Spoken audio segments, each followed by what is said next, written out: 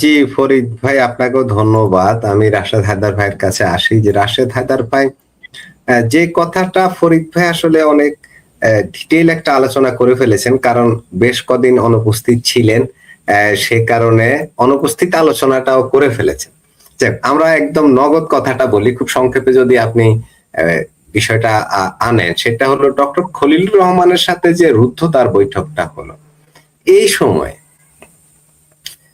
এরপরেই তিনি বৈঠক করলেন আমাদের স্বরাষ্ট্রমন্ত্রীর সাথে, তারপরে বৈঠক করলেন আমাদের প্রধানমন্ত্রীর সাথে। এখানে একটা সিরিয়াল আছে, একটার পর একটা ঘটনা কিন্তু ঘটেই গেছে। হঠাৎ করে হঠাৎ করে এত এত দ্রুত ঘটনাগুলো ঘটছে কেন? রাশেদ হায়দার ভাই সংক্ষেপে যদি আলোচনা করেন। ধন্যবাদ মাসুদ ভাই, ধন্যবাদ দর্শক শ্রোতা মণ্ডলী যারা আমাদের দেখছেন। আসলে আজকে ফরিদ ভাইয়ের কথাই আমাদের সকলের শোনা উচিত, কারণ উনি ব্যাপক মিস করছে, পাবলিকও মিস করছে, আমরাও মিস করছি। ওনার কথাই শোনা উচিত। মাসুদ ভাই, ইয়েটা শুরু হয়েছে আপনার খলিলকে দিয়া, শেষ হয়েছে তারেক জিয়াকে দিয়া। এইদিকে আবার ভারতের 4জন বিশেষায়িত লোকও বাংলাদেশে আছে, তার মধ্যে একজন রয়ের প্রধান। যেখানে আগে তো ফরিদ সাহেব রয়ের প্রধান, অমুক রয়ের প্রধান, সব রয়ের প্রধান আছে, কিন্তু বাঙালি দেখতেছে রয়ের প্রধানটা আসলে কে, সেও এখানে আছে। এবং উনি আগামীকাল আবার সচিবালয়ে যায় আমাদের প্রধানমন্ত্রীর সাথে দেখা করবেন। সব বিষয়টা নিয়ে এটা আপনারা কিছু বলার নাই, এটা তো আপনারা কেন আমাদের পাবলিকও বুঝে যে কি হয়। আর রুদ্ধদ্বার বারবার আপনারা বলতেছেন। আপনি যখন বিয়া শাদী করেন, কাবিন নামা পাবলিকের সামনে, খানা দানা পাবলিকের সামনে, বরযাত্রী আপনি পাবলিকের সামনে নেন, যৌতুক কত নিছেন বা কি কি কত হয়েছে এটা কি আর আপনি কন? সুতরাং এখন রুদ্ধদ্বার করবেন তো কি এখন, কারণ রুদ্ধদ্বার না করলে এখন খলিলের চেহারা বাইরে আসে যা দেখলাম, এটা ওপেন হলে তো দেখা যাইতেন আপনারা। এই জন্য ভাই রুদ্ধদ্বার হয়েছে আমি বুঝি। আর আজকের যত কিছু তাতে আমি কিন্তু একটা লোকের পক্ষে আজকে, সেটা হচ্ছে যে হাদির ভাই মাসুদের পক্ষে আজকে। সে আজকে বিশাল একটা বিবৃতি দিছে যে আমার ভাইকে হত্যাকারী যেই সে রয়ের প্রধান বাংলাদেশ আগে, তাকে গ্রেপ্তার করা হোক। এবং খলিল্লা কইতেছে যে শেখ হাসিনাকে প্রত্যাবর্তন করতে হবে, মানে শেখ হাসিনা এমনি তার মানে ওকে বন্দী হিসেবে। এখন আমারও দাবি আজকে এদের সবার সাথে যে রয়ের এই প্রধান সহ বাকি যে 4জন আছে এদের বন্দী করো, আর্মি ক্যাম্পে নিয়ে যায়, টর্চার করো, বলে এখন বন্দি বিনিময় হবে। একদিকে শেখ হাসিনা আসবে, একদিকে হিন্দি ছবিতে দেখেন না, এদিক থেকে যায় ওদিক থেকে আসে। এইভাবে কইরা যদি করে তাহলে আজকে আমি তারেক ভাইয়াকে সেলুট দিব, এর কোনো বিকল্প নাই। আমি মনে করি আজকে আমি তারেক ভাইয়ার পক্ষে, হাদির ভাইয়ের পক্ষে, এদের পক্ষে যে এদের গ্রেপ্তার করো। ওই বঙ্গু মৌলানারা কোথায়? প্রতিদিন ঢাকা না দিল্লি তালিবান সব ছিঁড়ে ফেলাইতেছে। রয়ের প্রধান আজকে বাংলাদেশে কই বাইতুল মোকাররমে একটা মিছিল হয় না কেন? আজকে কেন আপনার 200-400 গাড়ি ঘোড়া পোড়ায় না ওনারা? কই গেছে? এরপরও কি বুঝেন না আসলে খেলাটা কি চলছে, কোন লেভেলে খেলা চলতেছে? ওই যে ফরিদ ভাই কেছে না, সব করবো কিন্তু খাইতে হইলে ভারতরে লাগবে, এইটাই হচ্ছে মূল কাহিনী।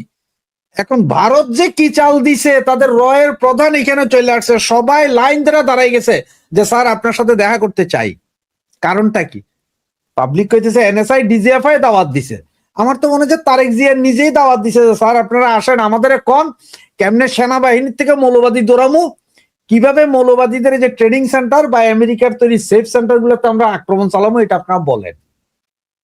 কারণ এখন দেখেন না, ওই যে আরেকটা ইন্দুর একটা লাফালাফি শুরু করছে, এটার নাম জানি কি ভুলে গেছি, ওই যে দাঁড়িয়ালা যেটা লিভ টুগেদার করে আর কি ফরিদা ম্যাডামের সাথে, হে বেটাও কয় এখন সব আমেরিকান সেফ হাউস।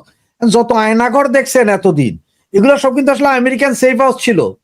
এই আমার বাসার মতন এত বড় বড় এক একটা রুম, এই রুমের ভিতরে নতুন নতুন দেওয়াল করছে 6টা, কইরা কয় এগুলো সব আয়নাঘর ছিল, কিন্তু এগুলোই ছিল আসলে সেফ হাউস। ট্রেনিং দেওয়া হয়েছে পোলাপাইন্ডে জঙ্গিদেরকে। সব মিলে কি আপনার আর বুঝার বাকি আছে কেন ওনারা এত তাড়াতাড়ি কেন? এটার মূল হচ্ছে যে শেখ হাসিনা ফিরবে, কিভাবে ফিরবে সেটা না, শেখ হাসিনা আসার পর এই দেশ কি নিরাপত্তা দিবে, এই দেশে শেখ হাসিনা পাড়া দেওয়ার আগে তোমরা সমস্ত মামলাগুলো উইথড্র করবা কিনা। জাতিসংঘ এখন বলতেছে যে আমরা সাক্ষী দিতে রাজি নাই, সাক্ষী সৌদি পাইতেছে না শেখ হাসিনার মামলা, গলায় পাউরুটি আটকে মরছে, এইটাও নাকি মামলা হয়েছিল, এখন উইথড্র করতে বাধ্য হয়েছে।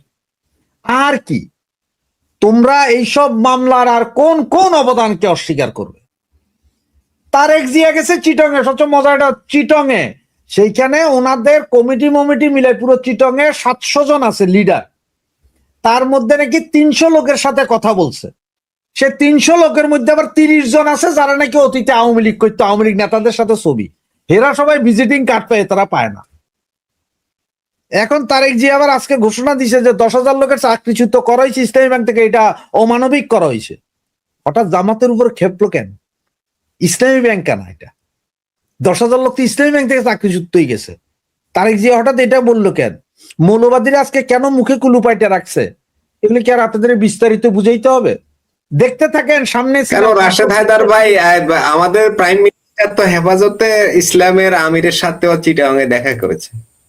না না, হেফাজতে ইসলামের আমিরের সাথে চিটংয়ে দেখা করছে। ঘটনা হচ্ছে যে আমি এইটার জন্য আসলে আমি দুঃখ প্রকাশ করি না।